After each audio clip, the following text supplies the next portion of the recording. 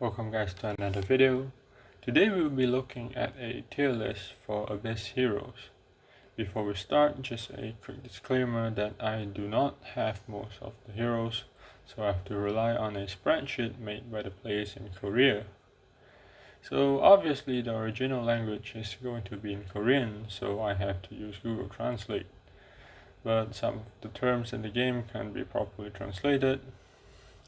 I will put the link in the description down below so you can go and check it out for yourself.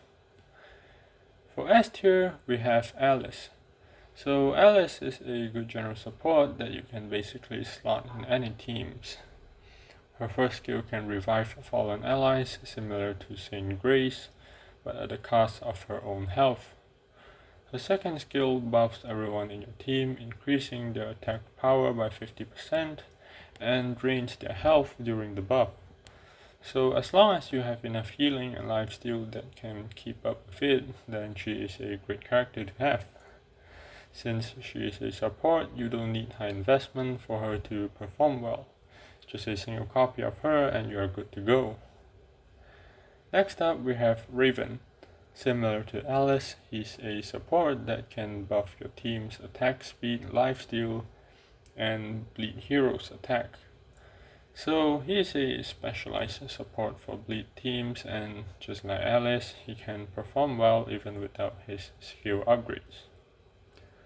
For A tier, we have Vivian. Vivian is a bleed type DPS character that consumes her own health to attack the enemies. While she has a skill that can resurrect herself and grant her invincibility, she is still a high-risk, high-reward character, and since she is a DPS character, it's better to upgrade her skills in order for her to deal more damage. For B tier, we have Demon Soulside.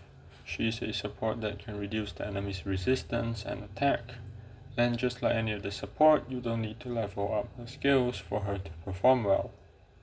So I'm not entirely sure if she is in B tier because from what I've seen, her usage rate is quite high in both the Rift and World Boss. But in my personal experience, she doesn't offer much on the plate.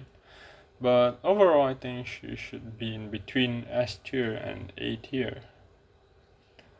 For the rest of the Abyss heroes, there currently isn't enough information of them right now, but from the spreadsheet that I've mentioned earlier, they only perform well in their respective Abyss. So until further information is provided, it's not recommended to pull for them unless you are competing for the leaderboard in the Abyss. At the end of the day, this is a gacha game, so pull for whoever you like. That's all for this video. Thank you for watching.